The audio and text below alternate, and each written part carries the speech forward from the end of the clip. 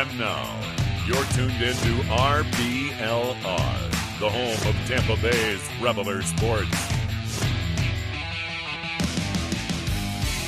Hello, everyone, and welcome back to your RBLR Rays show. My name is Zach Dobb with my host here, Pat Davenport. How you doing, Pat? I'm doing well. I'm doing good. I mean, it's cold. It's really cold, and just like the hot stove, I feel like nobody's turned it on yet.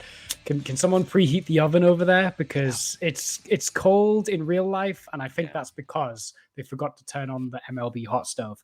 It feels like it's been a while since we've been on this at the same time. How are you doing? I know. I'm doing really, really well. I enjoyed my Thanksgiving as well. I enjoyed watching y'all's episode last week. Happy Thanksgiving to those of you who I did not say it to, which is almost all of you. We've not spoken on to all of y'all. So I have not since before Thanksgiving. So happy Thanksgiving to all of y'all. Hope you enjoyed it, and hope y'all are getting ready to enjoy the upcoming holiday season. And thank you for spending some time with us as your holiday season's ramping up. Thank you for being a part of this show, listening to us. If you do us a favor, like and subscribe. Just help us continue to grow this amazing platform that we're building up. Help us to continue to grow and continue to get more people involved, so we can do bigger and better things. We got lots of great ideas, and we want to keep moving on and upward. So thank you for joining us on this journey. As we are journeying through the off season, we've got some player reviews to continue to do. We've got one for today, a really fun one for today. We're gonna talk about what everybody's talking about right now, which is trade rumors.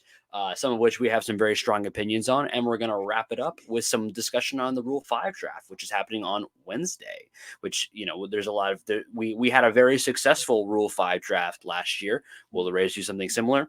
Who knows? We shall see. But before we get to all of that, we're going to talk about a player who was a very big part of this team last year, who I've talked about at length on previous podcast episodes, and one who is hopefully a part of the core moving forward, and should be part of the core moving forward, not, weird trade talk withstanding. And that's Isaac Paredes, the starting third baseman. I would call him the starting third baseman for the Tampa Bay Rays going forward. Potentially the heir apparent to Evan Longoria if he keeps going on this way. I don't know that there's really been a third baseman that has, has the potential that we're seeing out of Isaac since Longo left. So this could be really interesting to see. Like, could this be someone who actually, because no one's really taken that mantle. Really, since Longo left, no one's taken that mantle. No one at third base, you could maybe say a guy like Yandy is starting to do something like that. But specifically at the third base position, there just hasn't been anybody. That may be changing now. Like, we may be seeing someone who could really, really step into that. What are your thoughts right off the bat on Isaac Paredes? I love the sock. I love Isaac. He's been awesome ever since he came over. I remember when he initially came over at the start of the 2022 season, right at the start of spring training, we traded Meadows for him, and everyone was saying that we were absolutely fleeced. We were absolutely done dirty on that deal. Isaac was not that guy. He's a quadruple A player. There's not really much upside. And then he turns up. He socks 20 home runs last year. But this year was maybe his big breakout year where everything was clicking. And he did look like, a really solid third baseman that we already discussed probably should have won a Silver Slugger somewhere, if not at the third base position, at the utility position at least. So he was awesome. I love Isaac Paredes. I think he's a really interesting baseball player. I think he's a hard player to analyze, and he divides opinion on whether or not he is actually good or not. So I think this is going to be an interesting discussion today. Yeah, absolutely. And I think the thing that is by far the most, hot button thing about him, and the most like eye-popping thing about him, is what we've discussed before.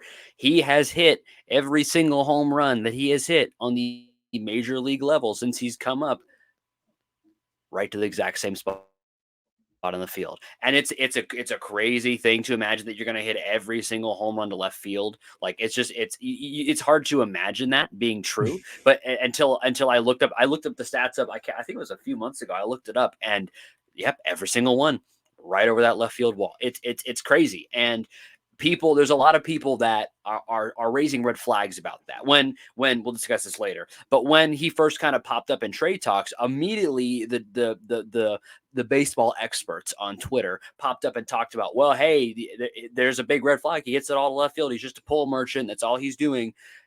And to that, I say, yeah, he's a pull merchant, but that is not a like derogatory statement. That is a skill that he has developed to be able to pull with power on a consistent basis, and being able to do that and produce consistent results there. He clearly has that locked in, and he's creating results with it. So while it is something that is a little bit odd, and surely we'd love to see him use the whole field a little bit more. Although, by the way, if you when he's not like pulling it out of the ballpark, if you look at his spray chart, across his doubles and singles, he actually will use the whole field when he's not swinging for power. If you watch his at bats, and this is just an eye test thing. If you watch his at bats, you can kind of tell when he's like just he's kind of in a hitter's mindset where he's just trying to put the ball in play, and you can tell where he's locking his swing in because he feels like he's got something on the pitcher, or he feels like he's picked up the pitch as well, and it feels like he can pull for power. And you can kind of watch his swing change a little bit from just sort of like a quicker to the ball swing where he's just trying to put the ball in play, and a little bit more of a power stroke that he's kind of like just trying to catch the ball in his stroke and take it out of the ballpark. And you can kind of watch that, and that's one of the benefits of being able to watch him swing so much. I've been able to kind of notice that you can kind of tell when he's trying to like time it up to drive one out, and when he's just trying to put it in play. So to me, it's a mark of a real hitter, who is a true hitter, who is using what skills he's developed to make himself valuable. What are your thoughts? Yeah, I think that's a great way of breaking it down. I think mentally, Isaac Paredes has an elite mindset and approach at the plate, and that is illustrated by what you say. When he wants to go for power, he knows that maybe he doesn't have the most raw power on, when you compare him to the elite power hitters in the game. So he knows he's got to go out there and pull, and that's great. And then when he knows he's like, don't have the best read on this, or I'm behind on the count, then I know that I'm not going to pull. I'm just going to swing and put it where it needs to go, whether that's the opposite field or up the middle. And you can back that up with numbers. He's got a really high above average walk rate. His strikeout rate is well below average. And his swing and miss rate in particular is really good. He's in the 88th percentile of hitters in terms of lowest whiff percentage. So he knows what he's doing at the plate. He knows what he's good at. He knows what he's capable of, and takes advantage of that. And especially considering the shift is no longer a thing, I think he has every right to pull as often as he wants. There's no shift to have to deal with, so it's not even a disadvantage anymore to be a certain kind of pull hitter. So I love that about Isaac. I've got an interesting stat that I want to talk about in terms of peripherals with Isaac that I think could be a sign of concern for Isaac. And I want to know your thoughts on this. So this is essentially a more sophisticated version of Would It Dong, which is a famous Twitter account on MLB, which essentially says, if he hit the same fly ball in all 30 home ballparks, would it have been a home run? And Baseball Savant has really helpfully sorted out all 31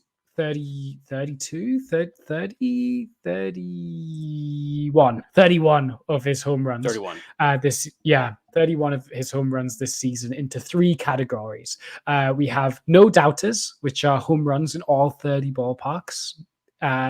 Mostly gone, which are gone in 8 to 29 parks, and then doubters, which are home runs in only 1 to 7 parks. He had 6 no doubters, 24 mostly gone, and then 7 doubters.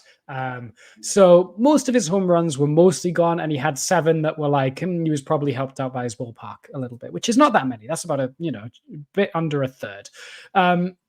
So the concerning stat is if you take actual home runs minus expected home runs, Isaac leads the league in the difference between home runs hit minus expected home runs based on his batted ball profiles, with 6.6 more home runs than expected based on his batted balls this year, which could be an idea that he it could lead to the idea that he's fluked into a few and maybe is not capable of always producing the amount of home runs that he has hit. Do you think that's a fair evaluation, or do you think there's a bit more to dig into there? So let me just ask a follow-up question on that. With that statistic, does Yeah. it tell you which of those, and maybe this is impossible to tell, but of the ones that are, in the mostly gone in the doubters category, how many of those does it tell you how many would result in outs if they It weren't does. gone? It doesn't tell you on the straight. I'd have to get a play-by-play spreadsheet up on each one, but I could do So some more digging onto that.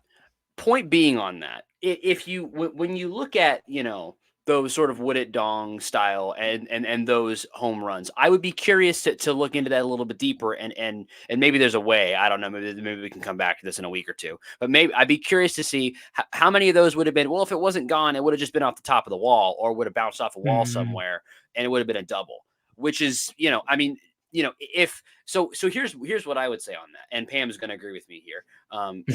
Pam thinks that even if he only ends up with 20 home, like this year, he hit 31 home runs and 24 doubles, right?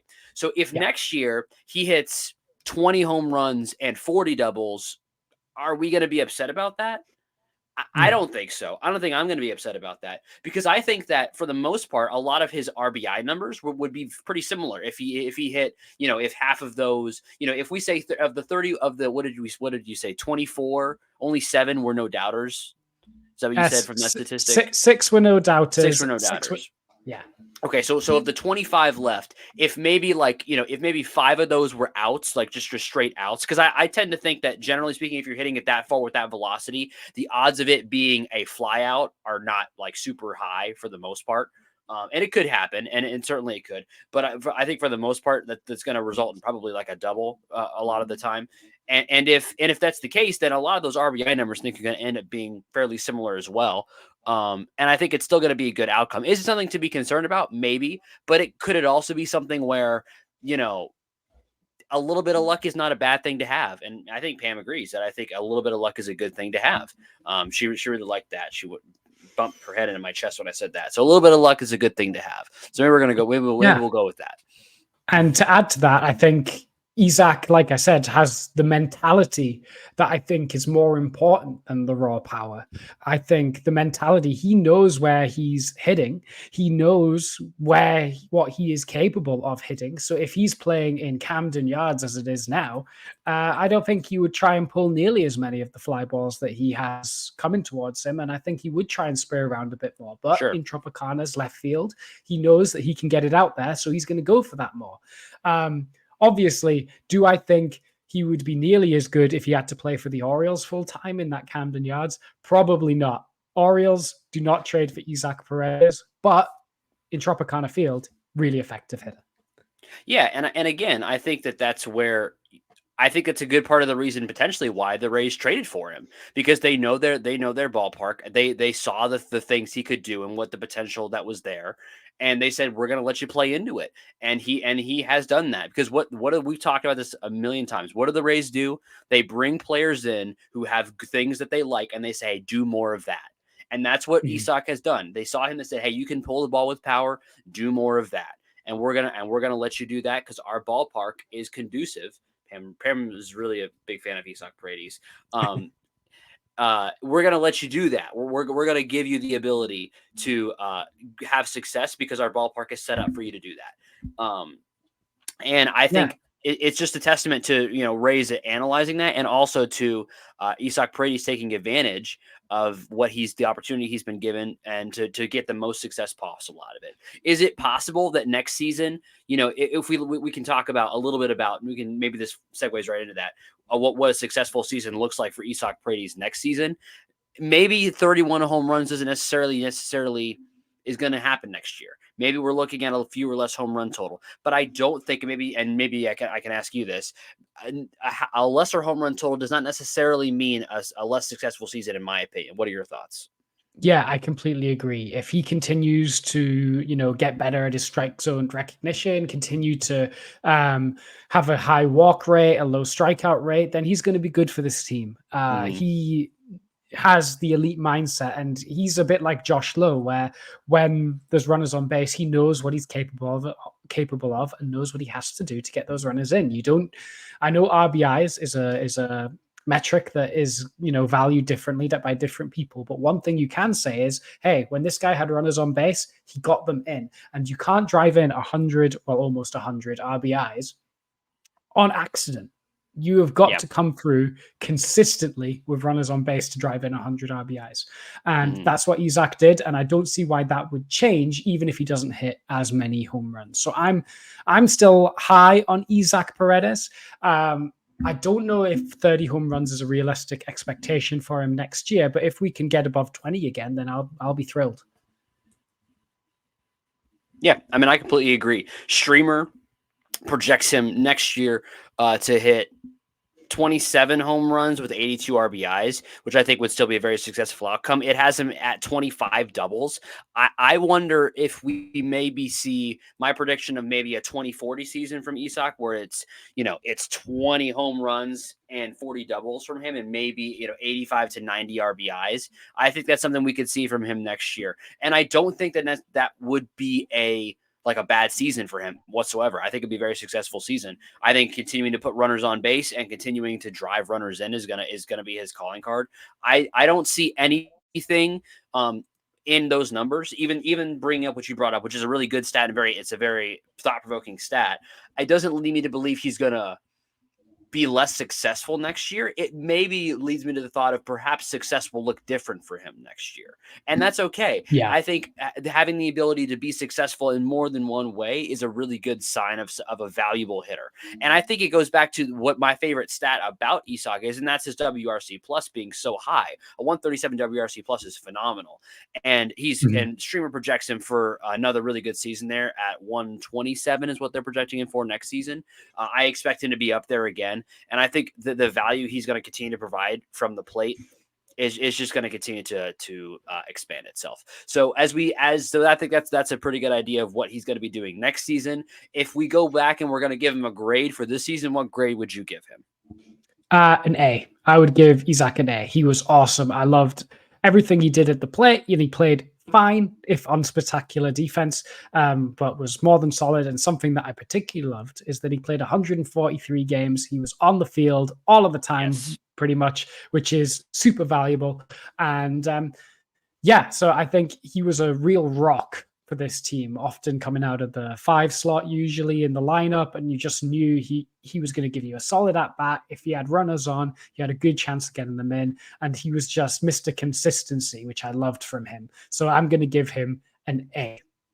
Yep, I completely agree. I think the mention of how many games he played is a great one. Now, on a team where we sometimes have issues with guys getting hurt and being there available, Isaac was not a guy who had that problem last year, and that's a huge deal to be able to be just being available. The best ability is availability. It's an old saying, but I really can't disagree with it, especially after what we've been through in this last year. Being available matters. It's an A from me. It's not really Pam agrees. It's an A from her too. She may give him an A plus. I've already given out my A plus. Maybe Pam's going to. They're both former Tigers, Paredes and Pam. So she's kind of got the tiger stripes on there. So I think that that works out.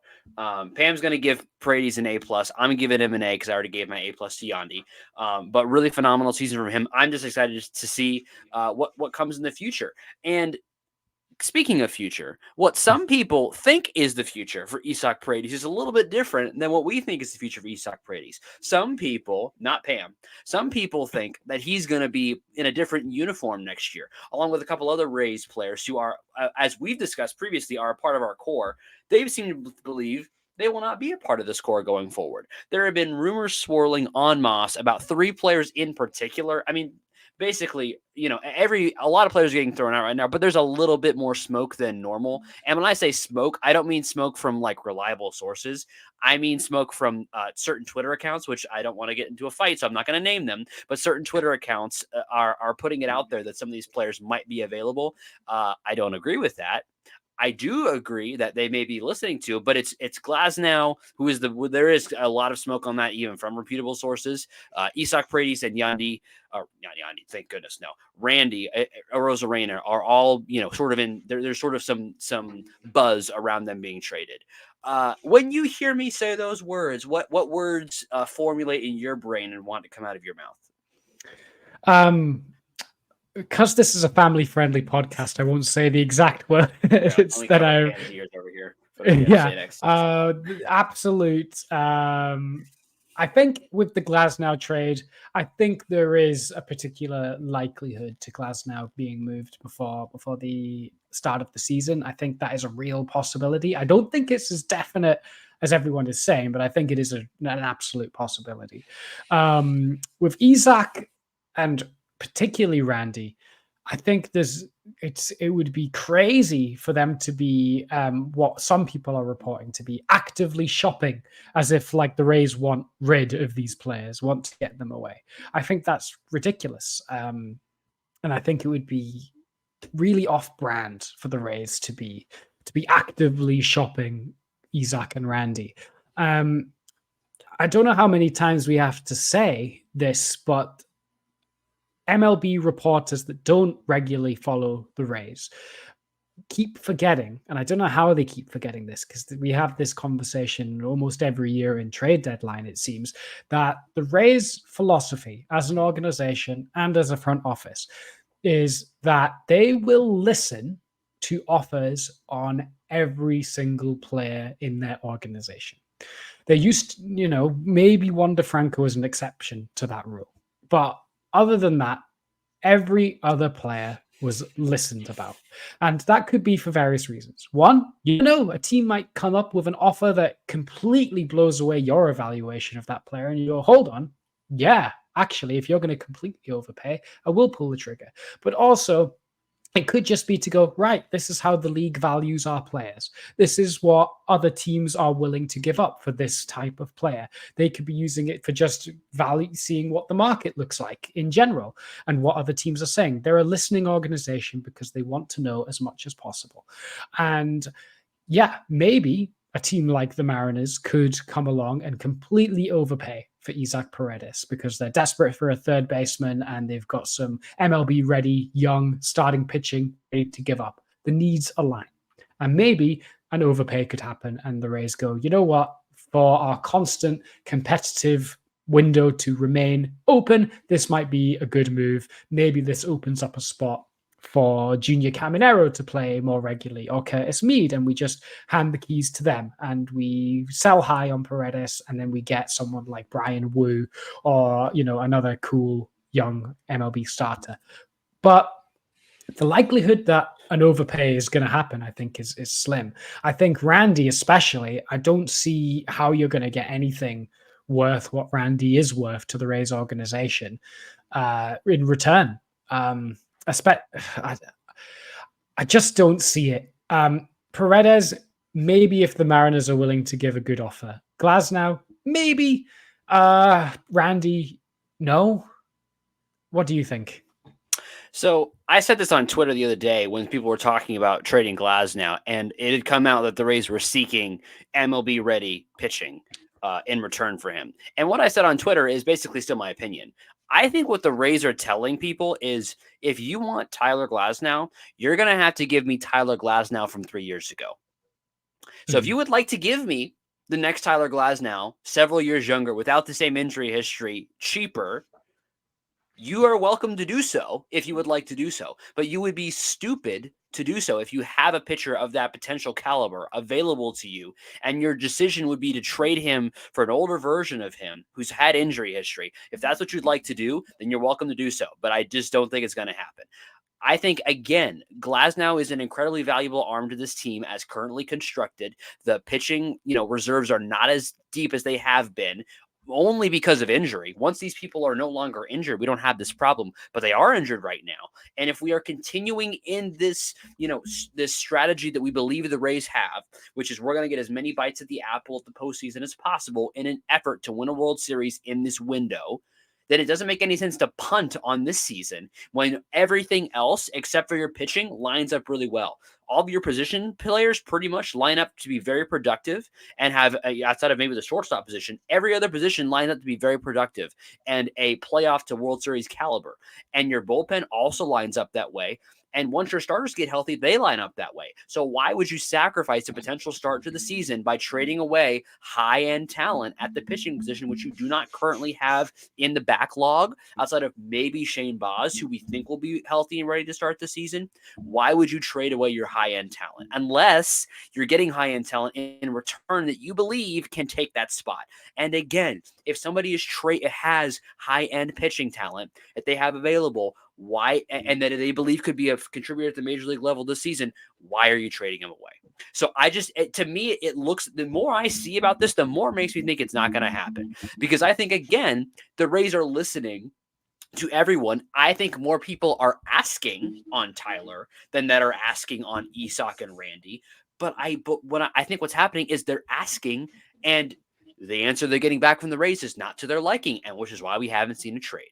Because what the Rays are asking for in return is beyond what most people want to pay. Because I think the Rays value not only Tyler's skill set, but also the roster construction of their team more than the valuation that maybe some teams have for Tyler. So I really don't think he's going to get moved. And I also don't think he has to get moved. There's this other segment on Ray's Twitter right now that is also really bothering me, that is saying that we should or we have to trade Tyler because he's at the point at which the Rays trade starters.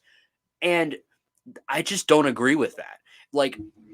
I don't think that the idea that the Rays have an organizational philosophy to trade pitchers away when they get too, expensive is necessarily accurate. If you break down, instance by instance of the Rays getting, moving on from those players, there are often other factors. They're not just trading away pitchers who are going to be good in the future for nothing. How many of the players that the Rays have traded away that were considered, man, these really good pitchers they're just getting rid of, how many of those have gone on to be really good since leaving the Rays?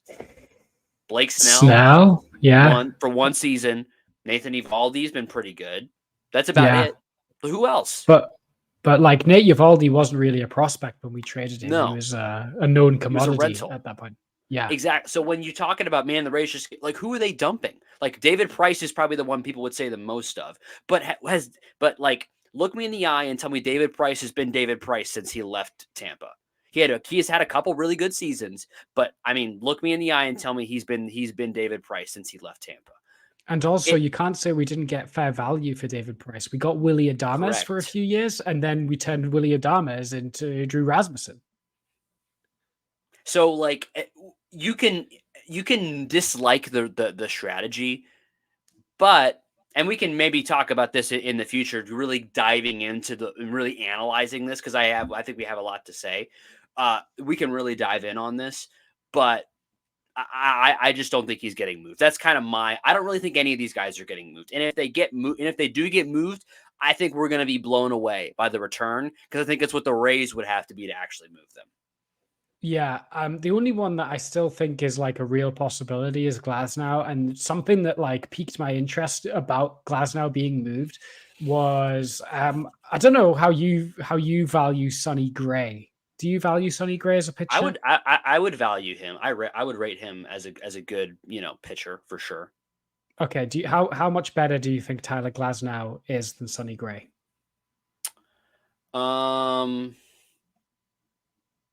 I would say the best version of Tyler Glasnow is maybe a half tier above the best version of Sonny Gray. Put it that way.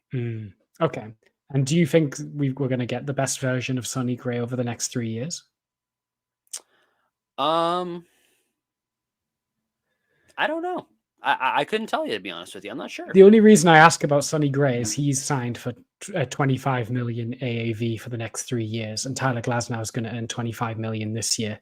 And I'm just wondering, how much do teams value Tyler Glasnow when compared to Sonny Gray, because they're earning the same money. So I'm just wondering if that's some kind of benchmark for Glasnow's value. That's a really interesting point. I hadn't thought about it. I don't have an answer. I don't have an answer either, because it's interesting, but I just saw that Sonny Gray and Glasnow are going to earn the same amount of money next year. So I'm wondering if one is more valuable than the other. I guess the one thing you could say is Sonny Gray might be more of an inning eater than Glasnow. But again, if Glasnow is good for a full year, he does go 7 with frequency. And my opinion sometimes on pitchers is also as much as it is, I do base some of it on statistics and everything. I also base it on like eye test and like eye test. I don't know if there's anyone that there's not a whole lot of pitchers. There's a few, but there's very few pitchers that can like take over a baseball game the way Tyler Glasnow can when he's on, when he's really locked in and with his best stuff. There's not many that can dominate a game like him, and I just really love having that kind of guy on my staff personally. That's what, because if you move on from Glasnow, there isn't really a guy on this staff who's healthy. Let me put it that way, that can dominate a game that way. You would look at. I mean, Eflin's really really good. He's not going to dominate a game for the same way that Glasnow is going to. He may get the results as far as a run prevention perspective, maybe kind of similar, but the domination is not that same. And I just like seeing that. So that's me personally, anyway. Yeah, agree. Yeah, I mean, it's interesting. I guess Isaac could move if you really want to make way for Mead or Caminero. Would you think that'd be anything worth doing? Not really, because I think, again, I think that Caminero will probably find a way on the field. Maybe they're going to try him on shortstop. Who knows? I think especially with as much as I hate to say this, with Brandon Lau's injury history, they're gonna find ways to make it onto the field. The DH spot is also an option for both those guys, and who knows I don't know when the clock will strike midnight on Harold Ramirez. I mean, maybe it will, maybe it never will. But if it does ever strike midnight on Harold Ramirez, then I think then either of those guys could easily slot up to that spot. Don't really think there's any need for that personally.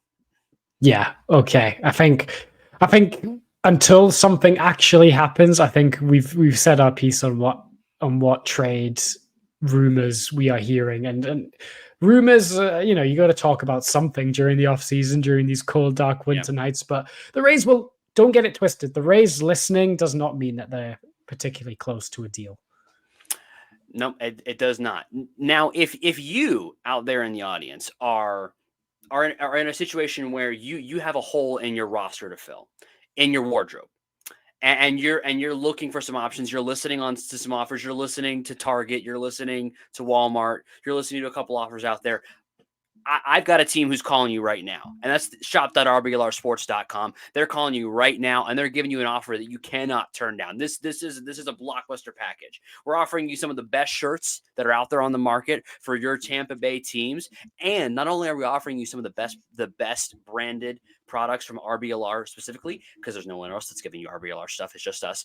The best stuff out there. We are also going to give it to you at 10% off everything on there, 10% off. And all you have to do is use promo code Flappy. That's a blockbuster right there. So if you're looking to fill that hole in your wardrobe, let us be the team that makes that call and punches that ticket for you. Go to shop.rblrsports.com, 10% off everything. Promo code Flappy, FLAPPY. People are going to be asking you if you're the Chris Archer deal because you just fleeced your wardrobe. That was awesome. All right. Something else that's awesome, even though we may not be partaking in it too much, is the Rule 5 draft, which is happening on December the 6th, Wednesday, this week. We talked a little bit about this earlier in the offseason about what the Rule 5 would look like for us.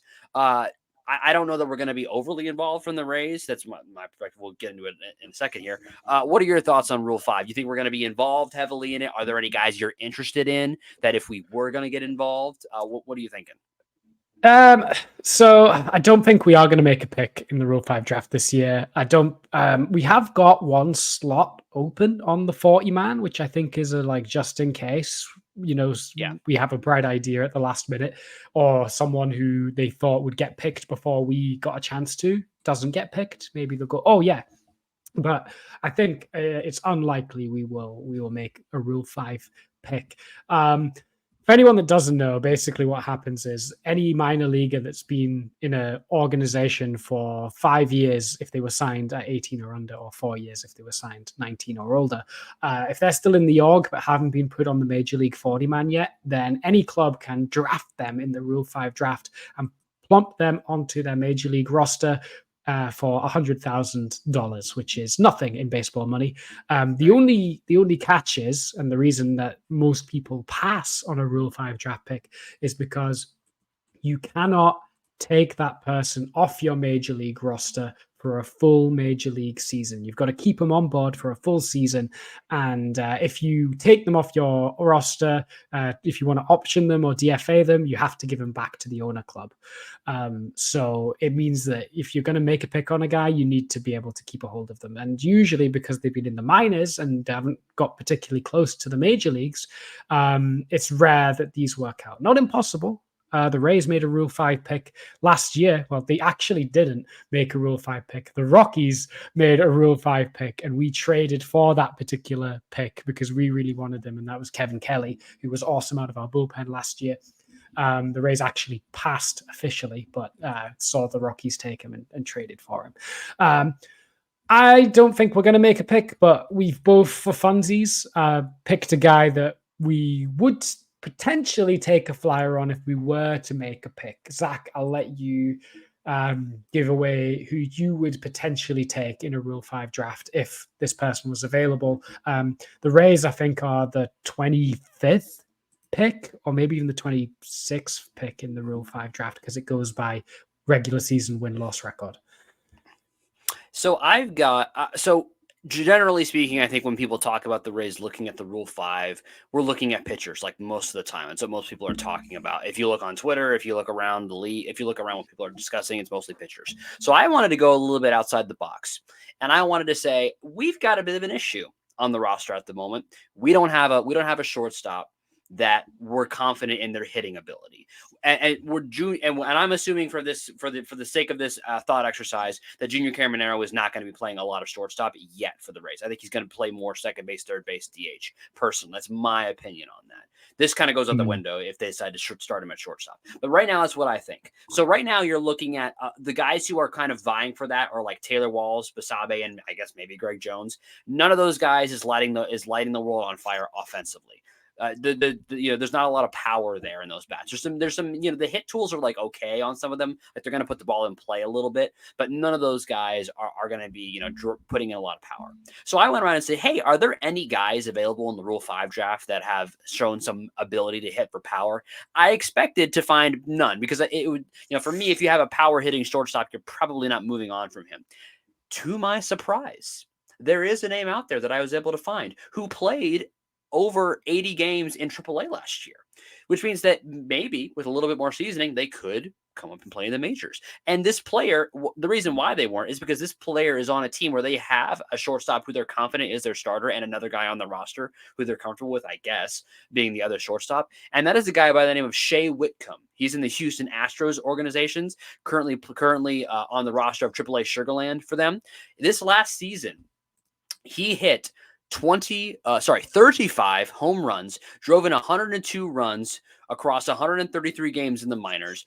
Of those 133 games, 87 were in Sugarland, in AAA. Only 46 were in AA. And he hit at AAA 23 home runs, 66 RBIs.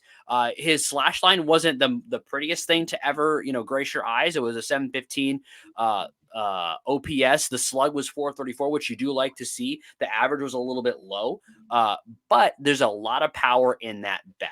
And the strikeout numbers are the other thing that's kind of an eye-popping thing. He had struck out 122 times, which is not great. Only walked 24 times. Not great, but there's a lot of power in that bat. And again, if we're talking about just taking a flyer on somebody, and I don't know what the Rays' plans are as far as shortstop going forward in this year are. I mean, it seems to be some combination of Basabe and Walls. What if the Rays said, we're going to see if we can inject a little bit of power in here. We're gonna inject some power into this shortstop position and just try it. Because again, for the money you're paying, it wouldn't be much. Even if you decide halfway through the year this isn't working out, we're gonna move on from him. It is what it is. But I think it would be interesting. It would be very unexpected. I do not expect this to actually happen, but I do think this would be very interesting, and I think it could add another dimension to this roster that they currently don't have. They don't have a player in the organization right now who's MLB ready who could give this kind of power at the shortstop position. And by the way, in case you're wondering, he did play the majority of his games at shortstop. He can play second base and third base, but he played the majority of his games at shortstop, which is why I thought he might be some value there. That is an interesting pick. I think that would probably lead to Basabe chilling in AAA for a bit if we were to do that. But Probably. then you have Walls as your kind of glove first defensive replacement guy, and then you have your like go for it, Hail Mary batter. And if he's batting, 7th, 8th, or 9th in the lineup, it's okay to occasionally have a Hail Mary hitter down there. Yeah, exactly. We did. Mike Zunino was a great one for us in 2021, where like Yep. he wasn't going to hit for much, but when he did hit, it was a home run. So, and that was good. We Yep. did very well in 2021, if I remember correctly. I do remember. So, my pick is a pitcher. I've gone with the traditional pick up a pitcher. And I don't see us taking him. And I'll explain the reasons why once I break him down a little bit. I've picked Ian Bedell, who is a right-hander in the Cardinals organization. He was taken out of college in the 2020 draft, and he had TJ, but he's got a lot of things that the Rays might like. He's a sinker baller. He does throw a four-seamer, but he throws a sinker ball as well, kind of in the like 90 to 93 mile an hour range. He has a really good curveball. He can throw a slider. He has a cutter as well. He throws a lot of pitches. But the key thing is, alongside all of these pitches that do break, he only walked 7.1% of batters that he faced in college, and has also had a really good control numbers in the low minors. Of course, having Tommy John surgery meant that he barely played in 2021 and 2022, only appearing in 8 games over those 2 years. But last year, he started to come back. He played in high A, and in 96 innings, he put up a 2.44 ERA and 106 strikeouts over 96 innings. So it's in high A. That's the thing. He's a 24-year-old in high A. Which is like, can he jump from high A all the way to the major leagues? I don't know, but he's got a lot of the. He kind of was a swing man in high A. He made a few relief appearances and made a few starts, and I think that's something that the Rays could value as like a long relief arm in the bullpen, that could be stretched into a back end starter if he does well. He gets good ground balls. He doesn't walk a lot of guys, even though the stuff isn't like, whoa. It's a profile that the Rays like in their pitches a lot of the time. So maybe they go, hey, we could add a bit of depth to the back end, to the front end of the bullpen, and maybe stretch him out if he turns out good. But again, I don't see it happening, just because the jump from high A to the majors is pretty huge. And I don't see that kind of chance being taken, especially on like a righty that we have a profile of already in the likes of Zach Eflin. Yeah, that's a very interesting arm.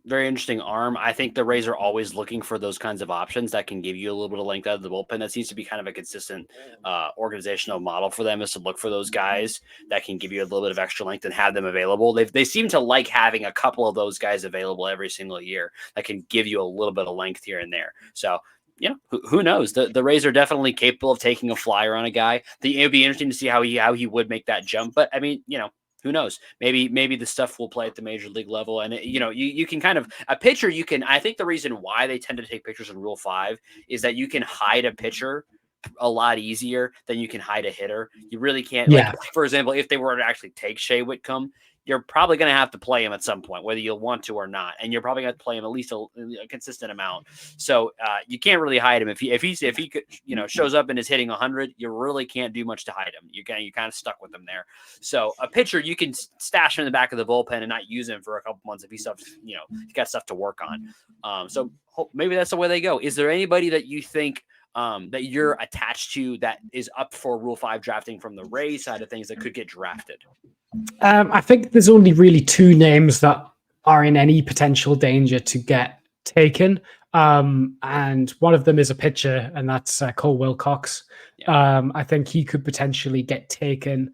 I think he might stick around. I think he might sneak through the cracks just because of, again, the lack of high minors experience. Yeah. So he might just about sneak through the cracks. The Rays did take a risk on not protecting him, but he could get taken, and I think we should emotionally prepare for if that happens. And if that does happen, the Blake Snell trade tree is over. So hopefully we can continue the trade tree and keep a hold of Cole Wilcox. And then Cameron Meisner as well, the outfielder that we didn't protect. He's played well in AAA last year. Do you have any other names that I'm not thinking of? Not really. The other names that might get picked, I'm not really like pressed to lose any of those other guys. The Wilcox one, I guess, because I had gotten a little bit attached to his potential, I guess, as a pitcher. I thought he had some really good stuff. I'd be a little sad if we lost him. And I do think the injury history, plus, like you said, not playing in high A, or the higher levels of the minor leagues very extensively, would lead to him probably not getting picked, because you may have to literally stash him on your and him be like a phantom, like not even a phantom, like a phantom, because he's actually recovering, but you have to put him on your roster because you can't get rid of him. So the odds of him getting picked are not high.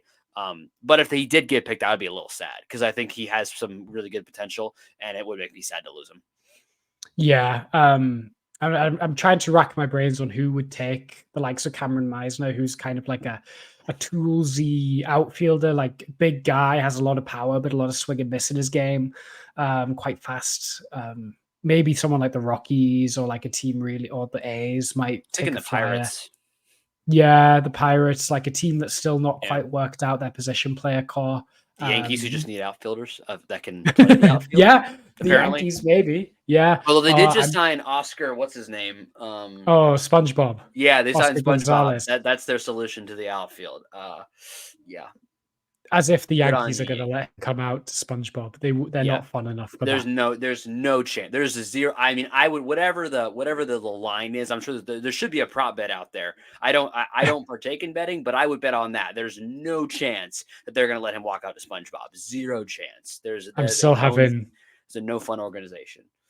I'm having war flashbacks to the 2022 wild card when he walked us off. I mean, that was just I'm not even mad that we got walked off. That was just maybe the most horrible game of baseball I've ever watched. It was tough. It was tough to watch. I was watching that game like as I was like, because I was going to sit down and watch it, but by the time I thought it was going to be over, I was like planning to do other stuff. So I was like trying to watch it on my phone. I'm like, the game's still going. Like, what is going on? Yeah, it was a disaster. But what's not a disaster is this show.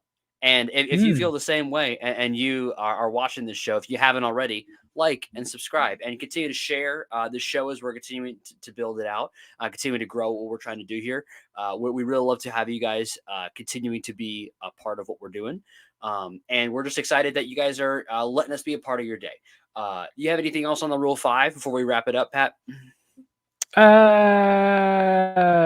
No, but the winter meetings are this week. So if things were going to start happening, maybe it'll happen this time. I remember Neander got interviewed, and Poto got interviewed a year or so ago. And he said the first thing he did when he went to the winter meetings was would find Eric Neander, sit in a room and see if there was a trade that could be made, which makes me kind of go, Isaac for Brian Wu inbound. But maybe we'll have news to talk about next week. But perhaps if there was a week for it to happen, maybe, you know what?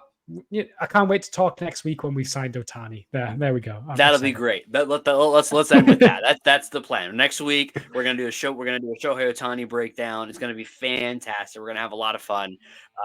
Thank you all for continuing to join us on this show. Join us next week for the Ohtani breakdown when he inevitably signs with the Rays. And until then, Rays up. Raise up.